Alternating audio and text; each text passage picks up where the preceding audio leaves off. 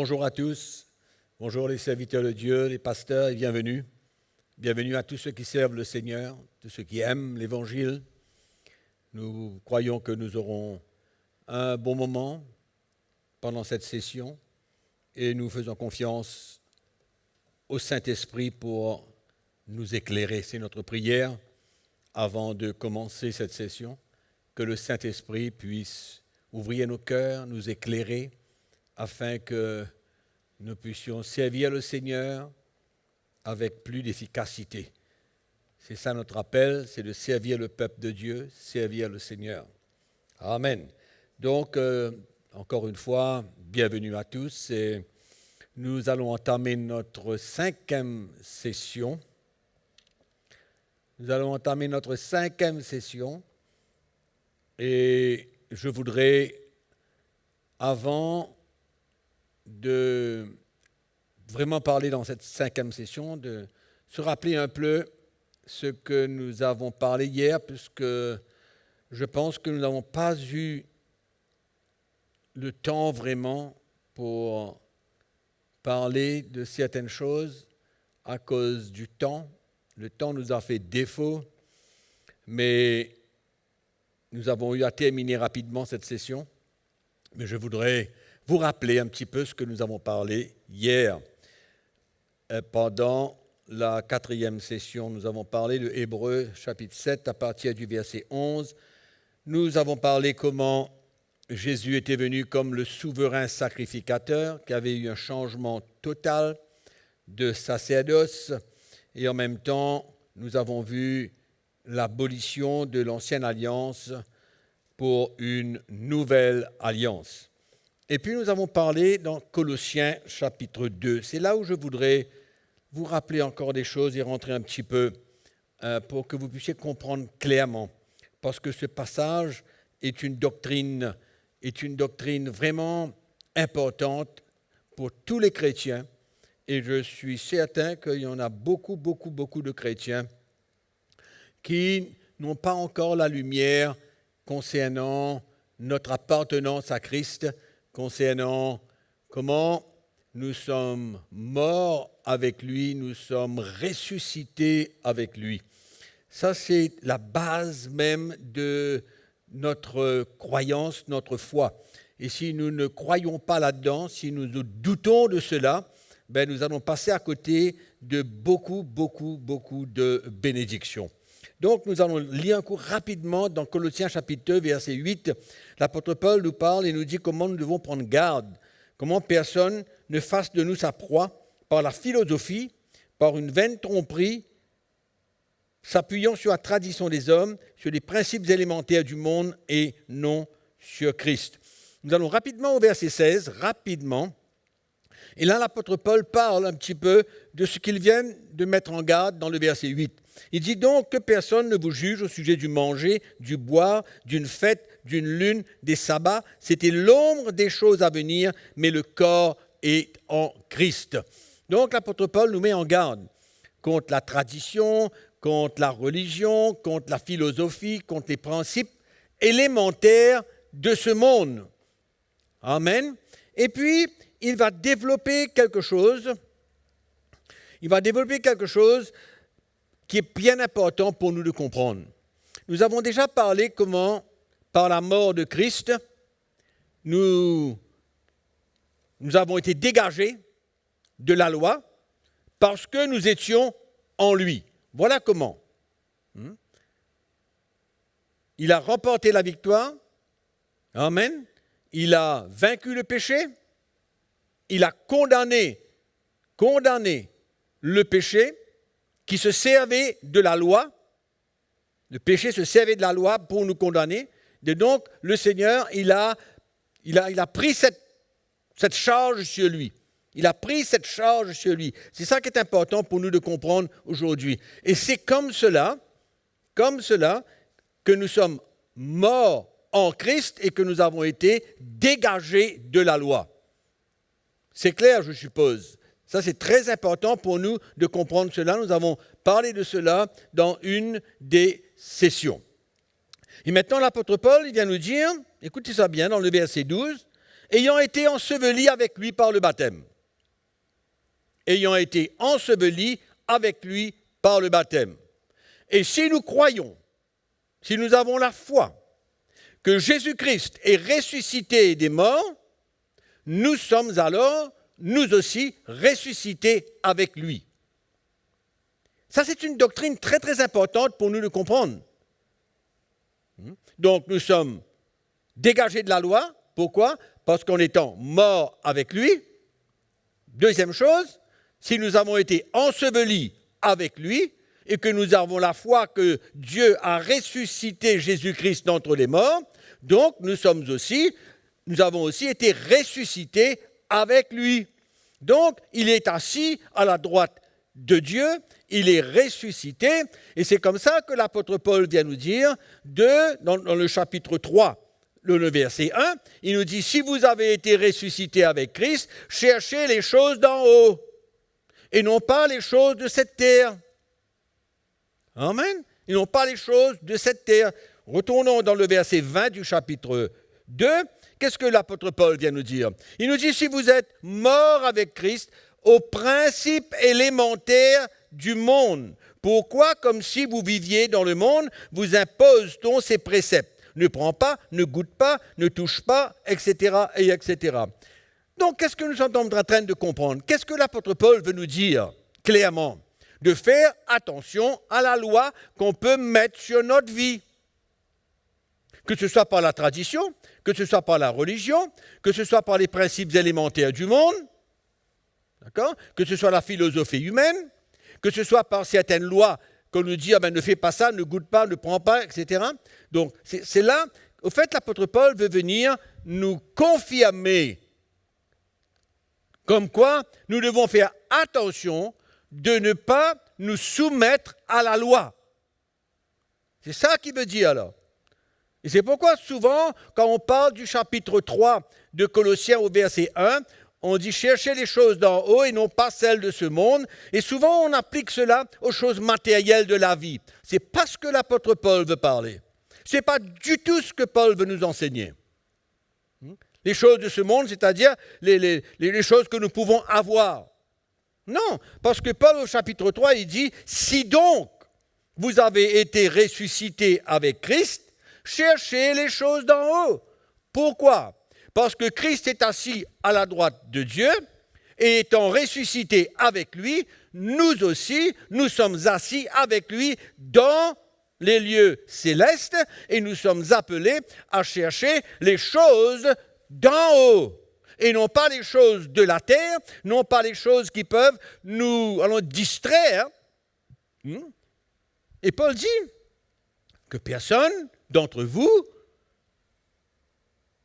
prenez garde que personne ne fasse de vous sa proie par la philosophie. C'est le même texte qui continue. Et c'est merveilleux parce qu'au milieu de ce texte, l'apôtre Paul nous dit comment la loi a été clouée à la croix. C'est au milieu du texte. Au verset 14, il nous parle de cela. Il nous dit, il a effacé l'acte dont les ordonnances nous condamnaient. Voilà ce qui s'est passé à la croix. Amen. Il a effacé l'acte dont les ordonnances nous condamnaient et qui subsistait contre nous. Et il a éliminé en le clouant à la croix. C'est ça qui s'est passé à la croix. C'est ça le point important de la nouvelle alliance. C'est ça le point important de la nouvelle alliance. Amen. Et dans le verset 15, qu'est-ce qu'il parle? Il parle qu'il a dépouillé les dominations et les autorités en triomphant d'elles par la croix. La parole de Dieu nous dit que Jésus a triomphé du péché. Oui ou non? Il a triomphé du péché.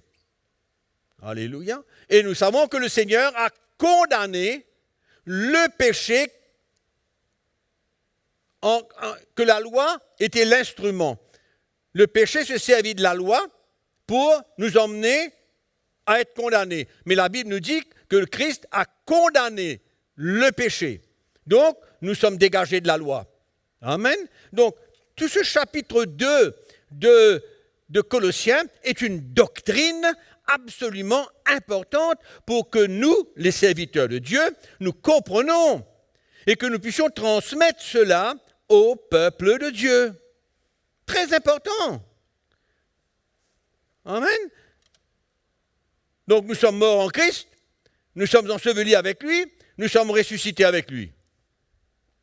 Donc, séparez-vous de toute forme de tradition, de religion, de loi, d'imposition de la part de quiconque. Prenez garde que personne ne fasse de vous sa proie.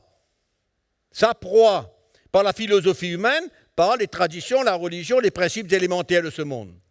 Amen. Donc ça n'a rien à voir avec les choses matérielles. Paul est en train de nous mettre en garde, encore une fois, contre la loi et ses préceptes. Amen. Et j'espère que cette fois-ci, vous avez bien compris, parce que dans la dernière session, nous avons été trop vite.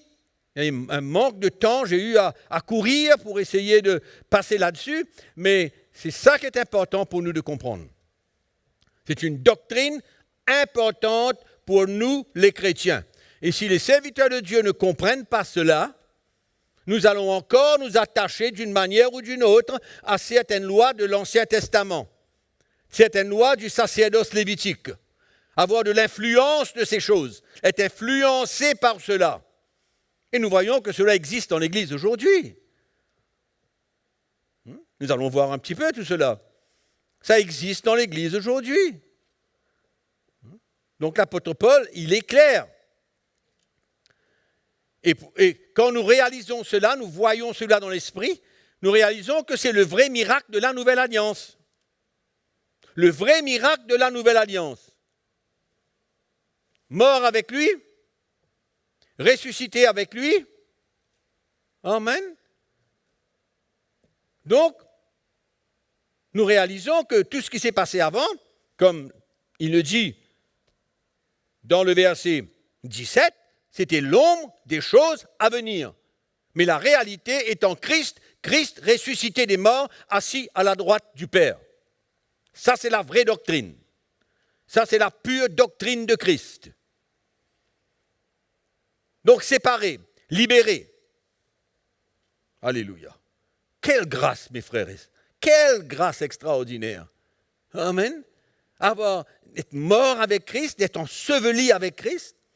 Et je répète, puisque nous avons été ensevelis avec Christ, et nous avons la foi que Christ est ressuscité des morts, je crois que c'est la base de notre foi finalement. Si Christ n'est pas ressuscité des morts, notre foi est vaine. On est d'accord? Donc, ce n'est pas la peine de continuer à vivre une vie chrétienne.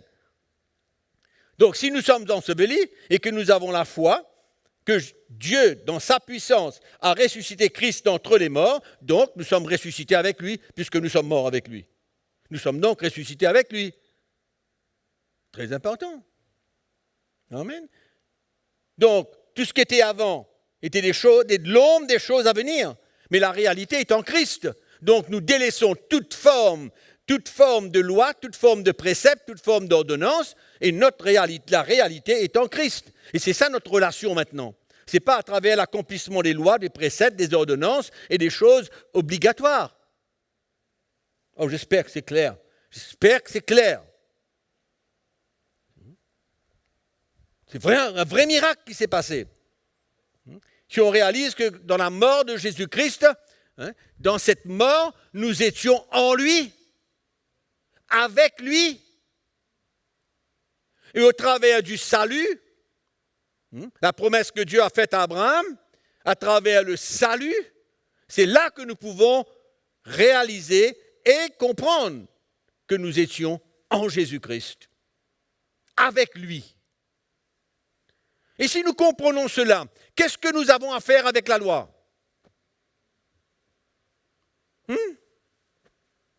Absolument rien. C'est clair. Paul, dans ses épîtres, le confirme et le confirme et le confirme et le confirme. Et c'est là où on a besoin de la lumière, c'est là où on a besoin de la révélation de cet évangile. Et que nous soyons affermis là-dedans.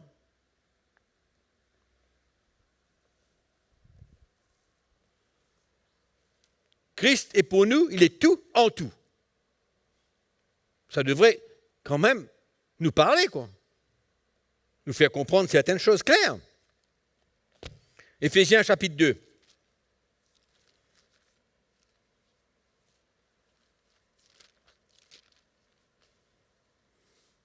À partir du verset 11,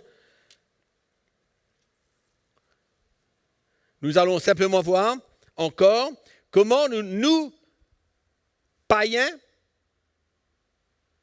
nés de nouveau, convertis, nous ne sommes pas appelés à devenir des Juifs. Réalisons cela bien. La mort de Jésus-Christ ne nous ouvre pas la porte vers le judaïsme. Je répète, la mort de Jésus-Christ ne nous ouvre pas la porte vers le judaïsme pour nous les païens. Amen. Et si nous voulons nous accrocher avec l'ancienne alliance, on aura peut-être tendance à croire que par notre salut, par la mort de Christ, il nous appelle vers le judaïsme. Et ça prouve encore une fois que ces deux alliances sont complètement séparées. Ces deux alliances sont complètement opposées.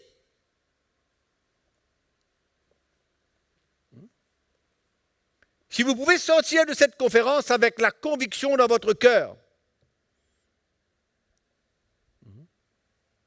que tout ce que vous avez reçu suffit pour vous libérer complètement de toute forme de loi sous l'ancienne alliance. Toute forme de loi sous l'ancienne alliance.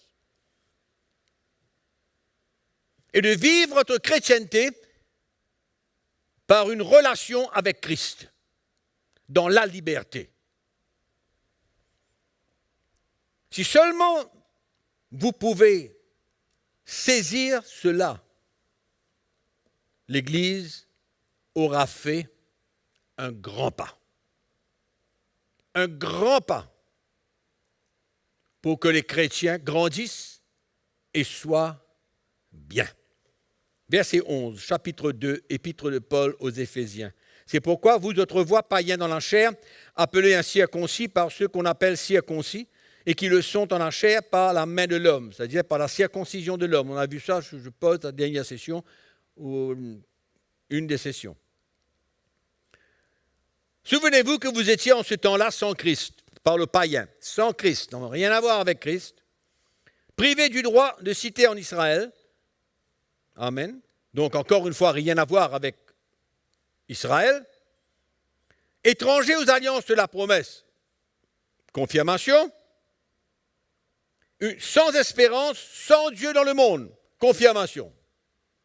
Païens, pécheurs, séparés de Dieu, rien à voir avec Israël. Rien à voir avec les Juifs. Rien à voir avec l'ancienne alliance. Rien à voir avec les promesses. Mais maintenant, en Jésus-Christ, vous qui étiez jadis éloignés, vous avez été rapprochés par le sang de Christ. Alléluia. Car il est notre paix, lui qui des deux n'en a fait qu'un. Et qui a renversé le mur de séparation, l'inimitié, ayant anéanti par sa chair ou alors par sa mort, la loi des ordonnances dans ses prescriptions, il a voulu créer en lui-même, avec les deux, un seul homme nouveau, en établissant la paix et les réconcilier avec Dieu, l'un et l'autre, en un seul corps, par la croix, en détruisant par elle l'inimitié. Amen. Ce texte parle de la réunification entre juifs et païens, païens sans Dieu, sans promesse, rien à voir avec Dieu, et les juifs qui avaient Dieu comme Dieu, le vrai Dieu, l'éternel, comme le vrai Dieu qui était en alliance avec eux. Donc le verset 15 nous dit, il a anéanti par sa mort la loi des ordonnances. C'est ça que le verset 15 nous dit. Amen. Nous avons parlé un peu à ce sujet. Mais le mur de séparation Le mur de séparation, cet obstacle qui séparait juifs et païens, la Bible nous dit que c'était la loi, des ordonnances et ses prescriptions. Et la parole de Dieu nous enseigne que cet obstacle, ce mur de séparation a été enlevé afin de faire un seul peuple, juif et païen, convertis. Ils sont devenus un par la foi en Jésus-Christ. C'est pourquoi le juif doit comprendre qu'il ne peut pas entrer dans le royaume de Dieu en transportant avec lui le judaïsme, avec ses lois et ses obligations. Mais pourtant, au temps de la première Église, nous voyons qu'il y avait cette racine du judaïsme, cette forteresse du judaïsme, qui vraiment était un obstacle. Et les Juifs convertis, le livre des Actes, c'est quoi? La première partie du livre des Actes, ce sont les Juifs convertis. Amen. Et nous voyons les problèmes qu'il y a eu, nous voyons les conflits qu'il y a eu. Comment il y avait cette influence pour s'attacher au judaïsme. Mais le Juif converti doit comprendre qu'il ne peut pas entrer dans le royaume de Dieu avec ses lois, ses ordonnances, avec le judaïsme. Ce n'était pas possible. En fait, c'est clair, ce mur de séparation était la loi des prescriptions et ses ordonnances. Et maintenant, le Juif converti, le Juif et païen converti, les deux ensemble, sont devenus un. Amen. Un nouveau fondement a été posé dans la parole de Dieu, nous dit, au verset 20, vous avez été édifiés sur le fondement des apôtres et des prophètes, Jésus-Christ lui-même étant la pierre angulaire. Amen. Une nouvelle fondation, un nouveau fondement. Ce n'est pas le fondement du temple de l'Ancienne Alliance, mais ce fondement, nous avons suffisamment parlé longuement et avec précision que ce fondement est Jésus-Christ, ainsi que la croix de Jésus-Christ. Nous avons parlé de ça clairement. Amen. Donc il y a un nouveau fondement pour les Juifs et pour les païens convertis. C'est Christ. Amen. Nous pouvons nous rappeler ce que l'apôtre Pierre a dit. Je pense que c'est dans 1 Pierre chapitre 2, si je me trompe. 1 Pierre chapitre 2, peut-être qu'on peut mentionner cela. À partir du verset 4, il nous dit « Approchez-vous de lui, Christ, pierre vivante, rejetée par les hommes, choisie précieuse devant Dieu, et vous-même, comme des pierres vivantes, édifiez-vous pour former une maison spirituelle, un saint sacerdoce, afin d'offrir des victimes spirituelles agréables à Dieu par Jésus-Christ. » Et le verset 5, 6, il est dit dans l'Écriture, « Voici, je mets en Sion une pierre angulaire choisie et précieuse, une nouvelle fondation. » Amen. Donc Jésus-Christ vient remplacer le judaïsme qui était bien implanté à Sion. Il y avait les lois, les sacrifices, il y en avait tout là. C'était le temple, tout était construit à Sion. Et donc, la Bible nous dit, Pierre vient nous dire ici, que Dieu a établi Christ comme la pierre angulaire, précieuse, choisie. Amen. Nouveau fondement, un nouveau fondement pour tous ceux qui se convertissent à Jésus-Christ, juifs comme païens, sur tous les juifs, bien sûr.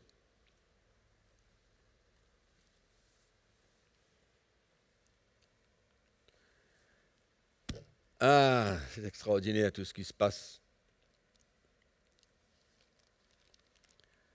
Donc, la conversion des païens ne leur fait pas devenir des juifs pour pratiquer le judaïsme, comme c'est le cas malheureusement pour beaucoup de chrétiens qui se soumettent aux lois lévitiques. En fin de compte, une partie du judaïsme.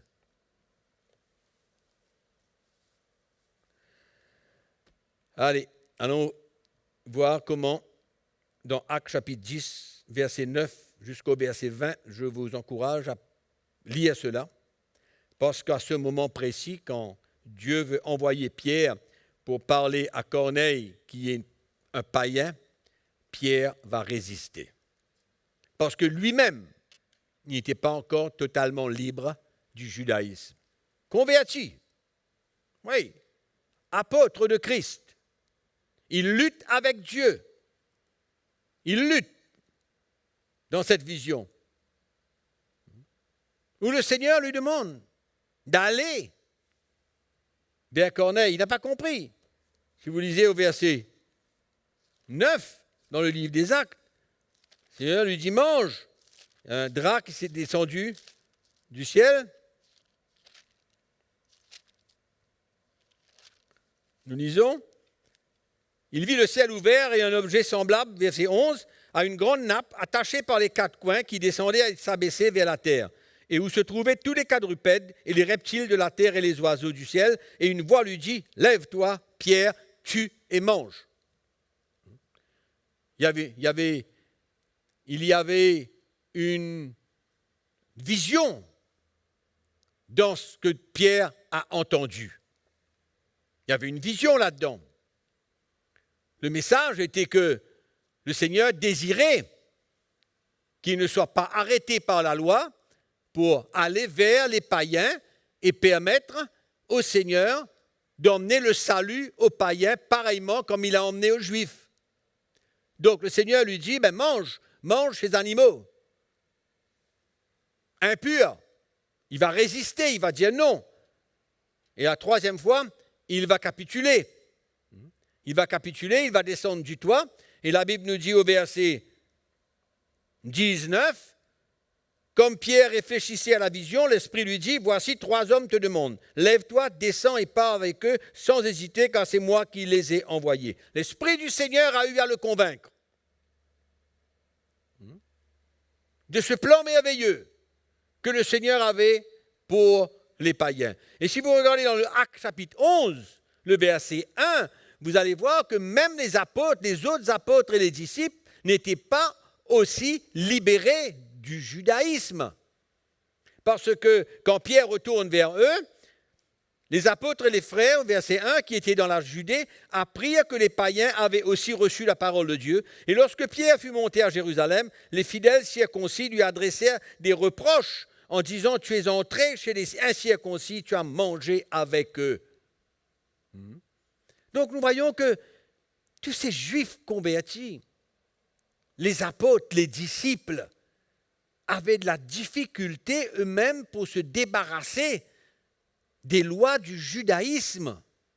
C'est incroyable. Et c'est la même chose aujourd'hui. Il y a beaucoup de pasteurs qui forcent les chrétiens à vivre comme les juifs sous certaines lois lévitiques. Oui. Ils les obligent à suivre certaines obligations que le peuple juif avait sous l'Ancienne Alliance.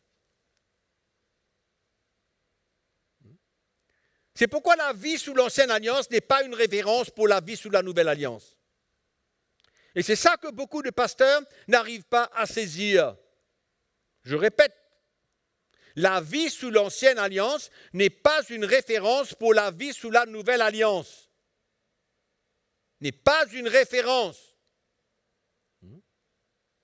La croix est venue mettre un terme. La croix est venue mettre un terme à ces lois.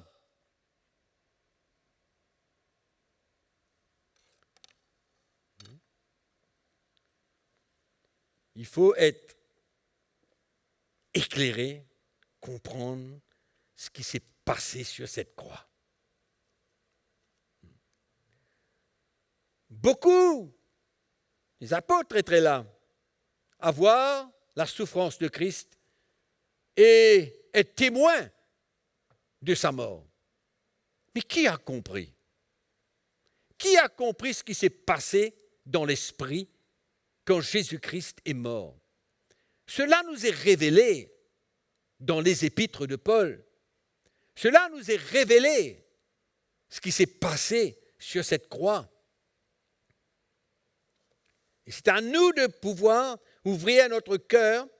Et quand nous avons un témoignage dans notre cœur que l'Évangile, la parole de Dieu est la vérité, il nous faut arrêter de s'opposer.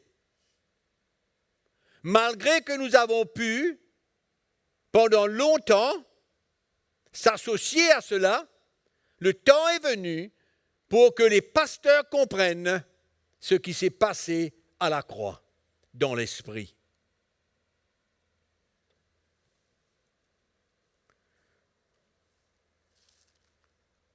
Dans le livre des Galates, au chapitre 2, si nous lisons le texte où Paul a eu à reprendre Pierre,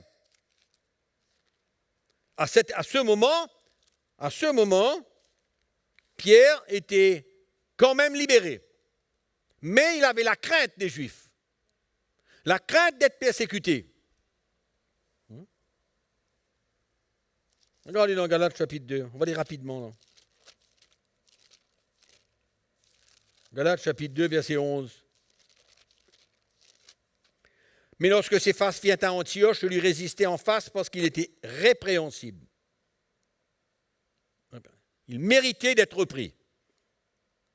Et je lui résistai en face. En effet, avant l'arrivée de quelques personnes de l'entourage de Jacques, les Juifs, il mangeait avec les païens.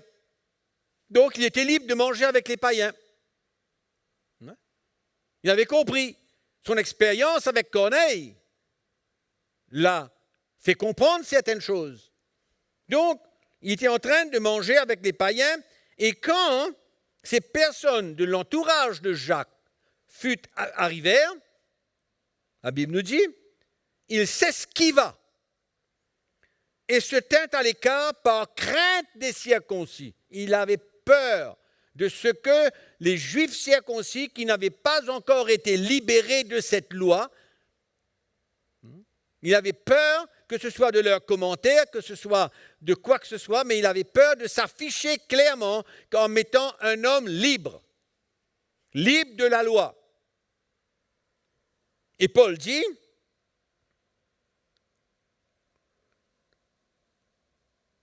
avec lui les autres Juifs usèrent aussi de dissimulation, en sorte que Barnabas même fut entraîné par leur hypocrisie. Le verset 14.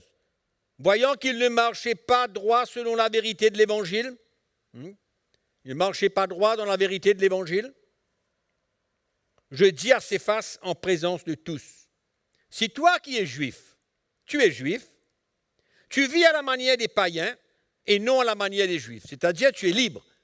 Tu vis comme les païens, tu n'as aucun problème d'être avec eux, aucun problème, mais ton gros problème, c'est que tu forces les païens à judaïser. Tu forces les païens à judaïser.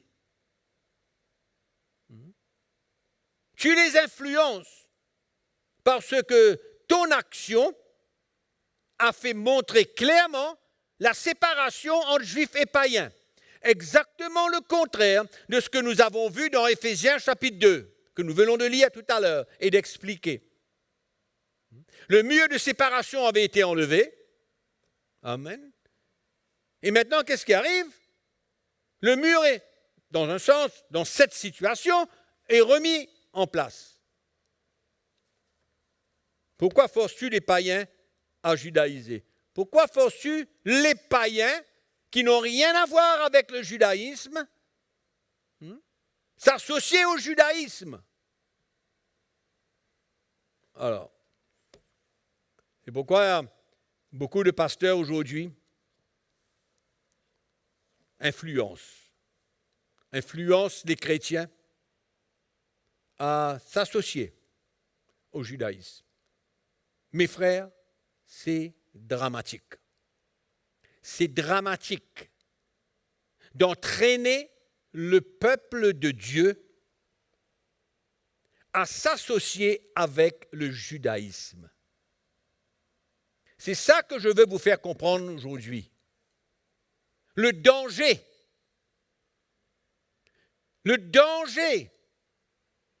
d'emmener le peuple de Dieu de s'associer avec la loi lévitique, avec le judaïsme.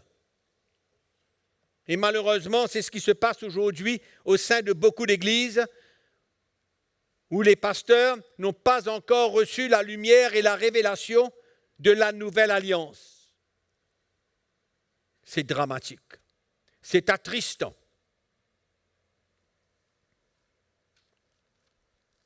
Je vais parler d'un sujet, et je sais que ça va emmener peut-être beaucoup de secousses, beaucoup de, allons dire, d'opposition peut-être de la part de certains. Mais si vous avez compris tout ce que nous avons développé pendant ces 5 sessions, si vous avez compris ce qui s'est passé à la croix au travers de notre partage, ça ne devrait vous poser aucun problème. C'est pourquoi ne résistez pas, ne laissez pas vos raisonnements prendre le dessus, ne laissez pas vos pensées vous diriger, mais soumettons-nous à la vérité de la parole de Dieu. La dîme, 10% de votre salaire, 10% de vos revenus. Si nous comprenons tout ce que nous avons parlé pendant ces quelques jours, le chrétien doit se sentir libre. Libre et accepté de tous lorsqu'il donne ce qu'il veut. Lorsqu'il donne ce qu'il a résolu dans son cœur. Lorsqu'il donne ce que son cœur lui demande de faire. Chaque chrétien est là où il est dans sa relation avec Jésus. C'est là où il est. Chaque chrétien est là où il est. Tous les chrétiens ne sont pas dans une maturité extraordinaire. Tous les chrétiens n'aiment pas Jésus dans le sens où ils sont prêts à donner leur vie, prendre leur croix, mourir à eux-mêmes. Tous les chrétiens ne sont pas pareils.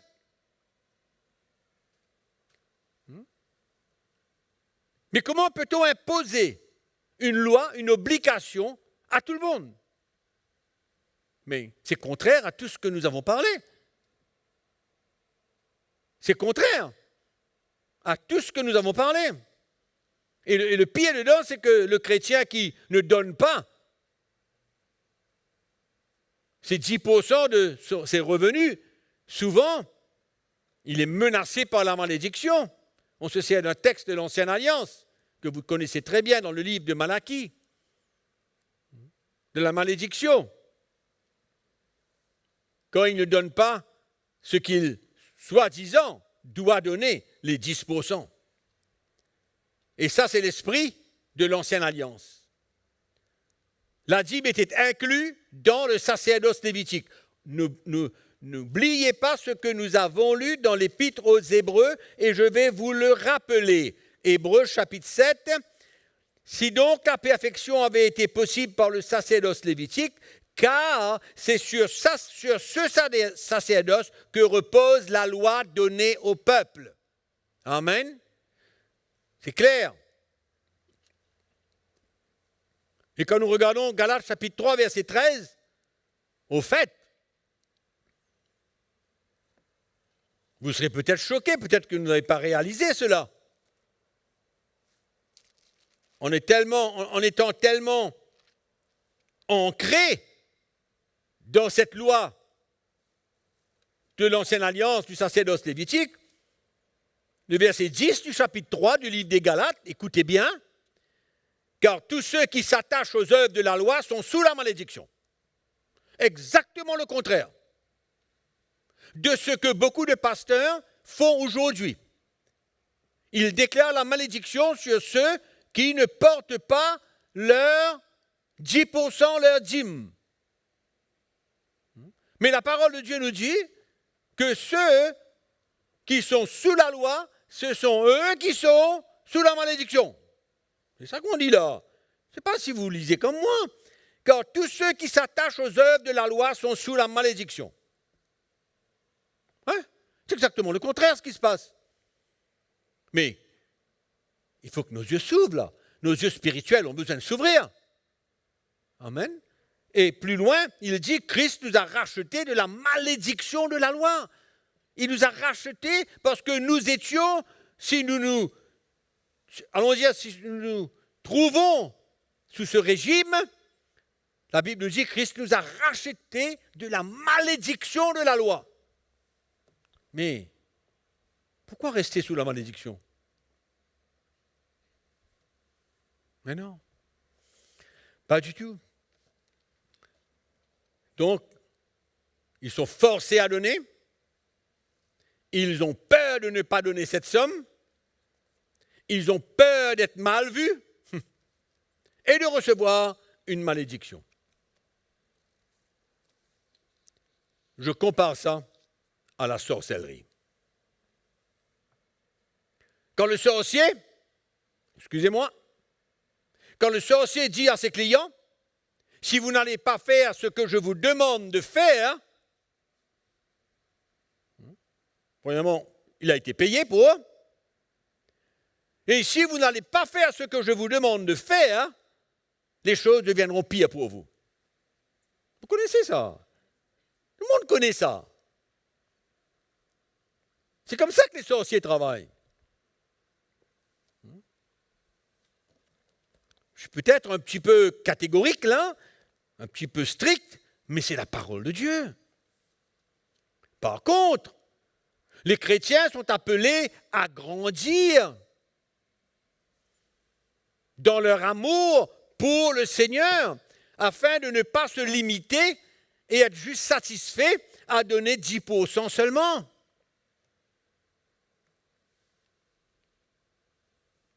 Nous sommes appelés à bénir le Seigneur par bien plus que 10% de nos revenus et de nos salaires. Notre salut veut beaucoup plus que cela, mes frères et sœurs, quand même.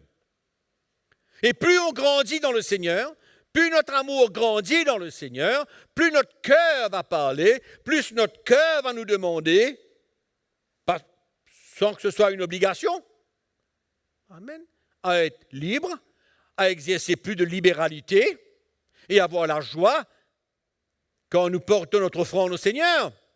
Amen.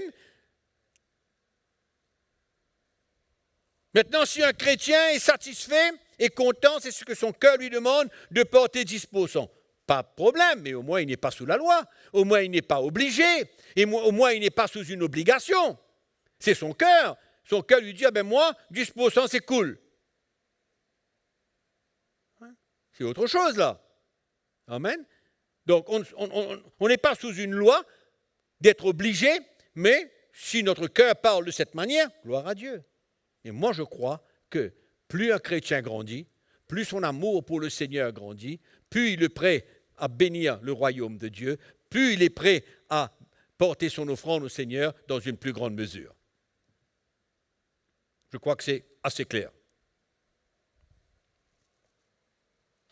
Il n'y a pas de place pour la dîme sous la nouvelle alliance.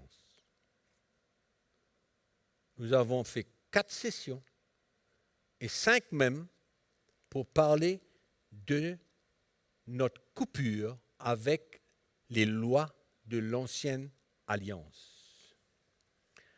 Pour ceux qui doutent, ouvrez votre Bible dans Lévitique chapitre 27, au verset 30. Si vous doutez que la dîme formait partie des lois du sacerdoce lévitique, ben voilà au chapitre 27 au verset 30. Toute dîme de la terre, soit des récoltes de la terre, soit du fruit des arbres, appartient à l'Éternel, c'est une chose consacrée à l'Éternel. Amen. Et dans ce chapitre, Moïse parle des vœux que le peuple d'Israël avait besoin de faire à l'Éternel et de la dîme qu'il avait besoin de porter. Donc, cela a été inclus dans le sacerdoce lévitique. Amen. Et comme nous avons été libérés de cela, c'est l'ancienne alliance.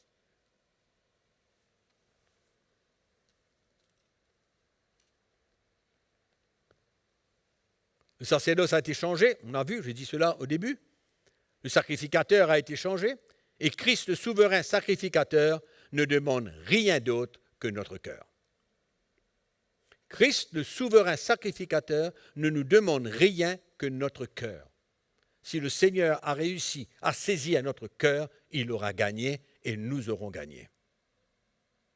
Et nous vivrons dans la liberté, sans aucune force de personne, sans aucune loi, sans aucune obligation, sans aucune prescription de la part de n'importe qui.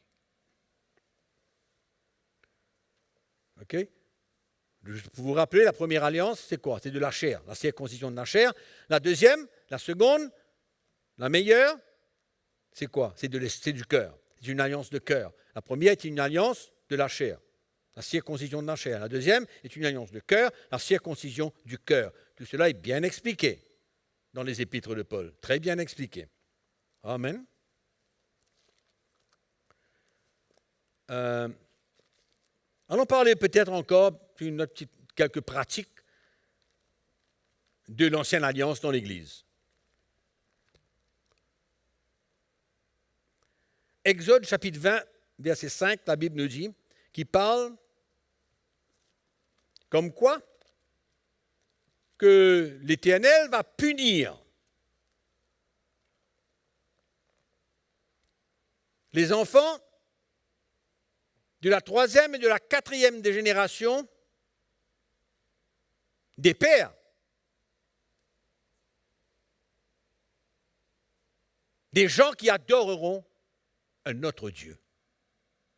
C'était ça la clé, c'est d'adorer un autre Dieu. Et quand ils adoraient un autre Dieu, c'est là que la parole de Dieu nous dit que l'Éternel va punir les enfants de ces personnes, de ces Juifs, des pères, de la 3e et de la 4e génération. Parce qu'ils adoraient un autre Dieu. Voilà, tu as la raison. Mais comment comparer cela à nous, enfants de Dieu? Comment? Les enfants subiront cette punition à cause de leur père, je répète, qui adorait un autre Dieu. Dieu est un Dieu jaloux. Il leur a dit, je ne veux pas que vous adorez un autre Dieu. Et donc, il y avait la punition pour les enfants de ces pères qui adoraient un autre Dieu, de la 3e, 4e génération. Colossiens chapitre 1, verset 13. Voilà, ça nous parle maintenant des enfants de Dieu.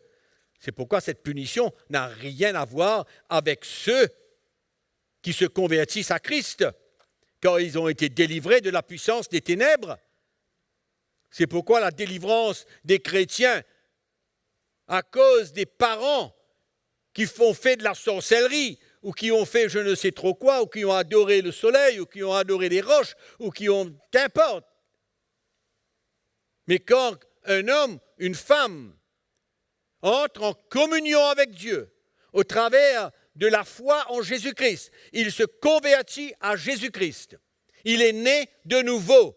La Bible nous dit, qu'est-ce qu'il nous dit? Nous avons été délivrés de la puissance des ténèbres, nous avons été transportés dans le royaume de son Fils. Amen. Nous ne sommes pas de cette catégorie. Le moment que nous goûtons à la croix de Jésus-Christ, le moment que nous goûtons au salut, nous entrons dans une alliance avec Dieu.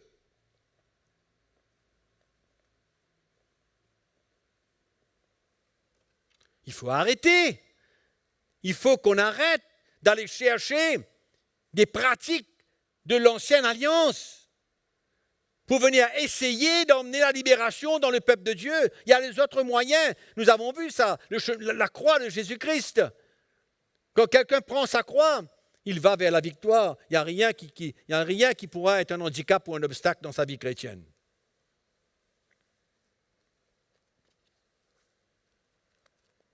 Il y a d'autres qui se servent de l'huile.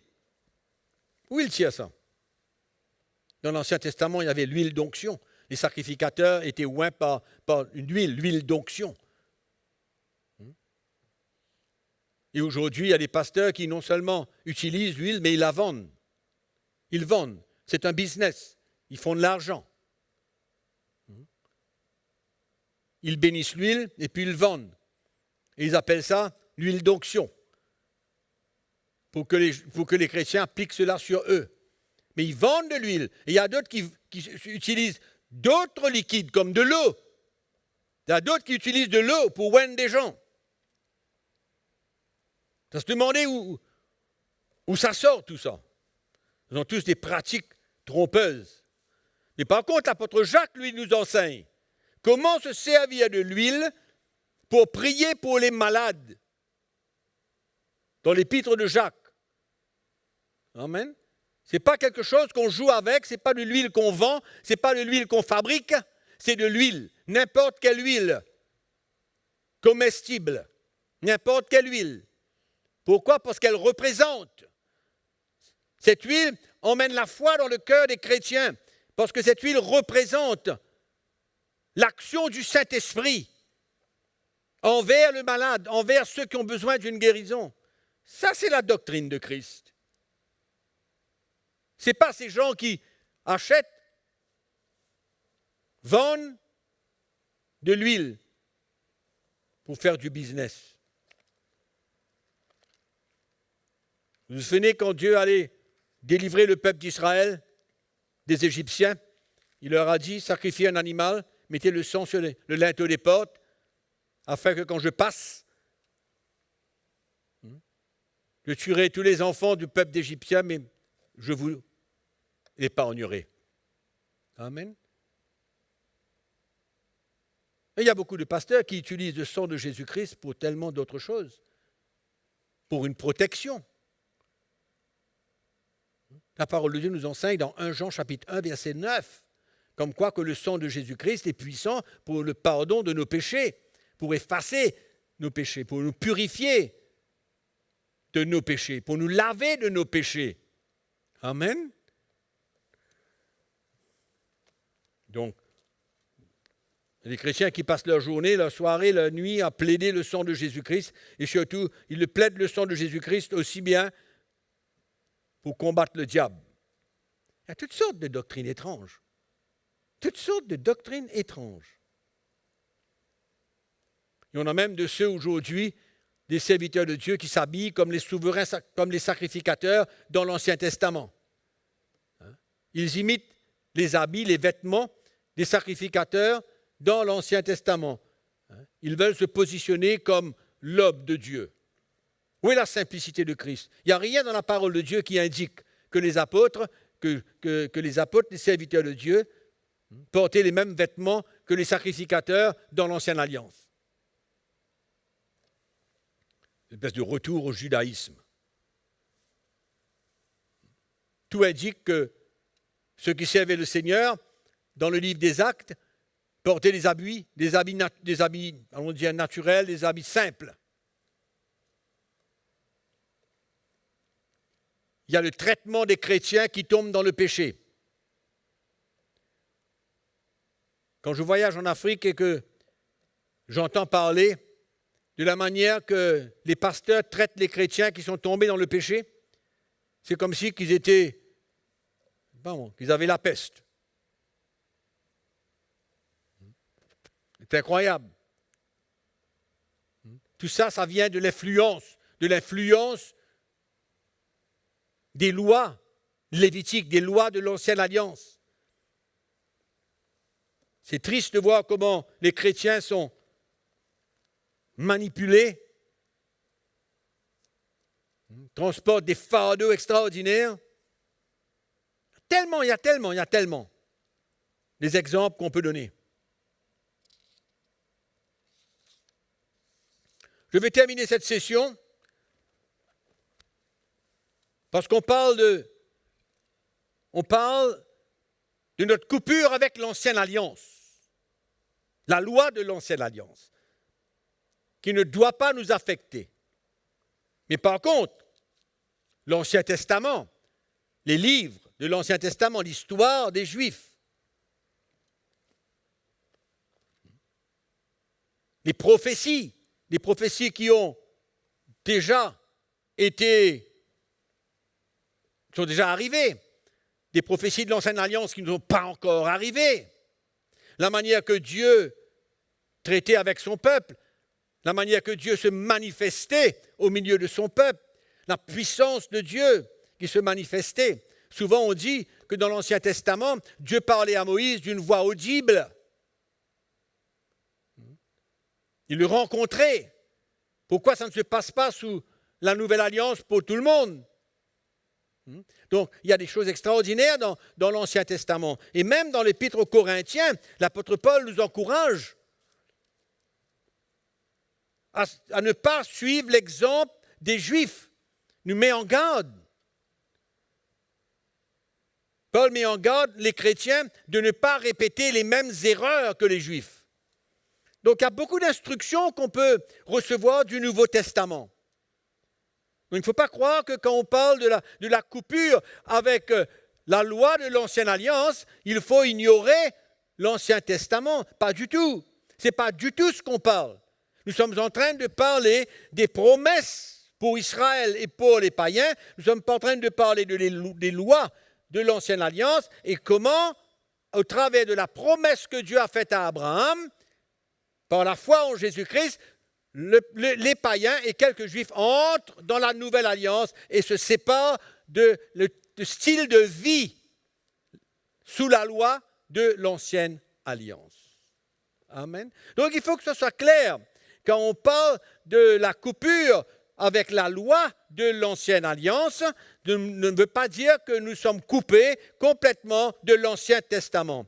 Le peuple juif a une histoire incroyable. Il y a tellement de promesses par les prophètes dans l'Ancien Testament.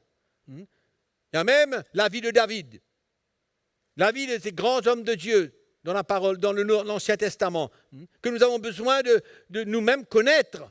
Donc il y a des choses précieuses dans l'Ancien Testament. Il faut faire la différence entre les deux. Amen. Il faut que ce soit clair. Donc je termine cette session, non pas sur une mauvaise note, mais sur une bonne note, pour nous dire que l'Ancien Testament et le Nouveau Testament sont des livres précieux pour le chrétien aujourd'hui. Du reste, les apôtres citent l'Ancien Testament dans leur prédication. Jésus a même cité des versets de l'Ancien Testament, non seulement concernant lui-même, mais concernant des choses qui doivent arriver. Amen.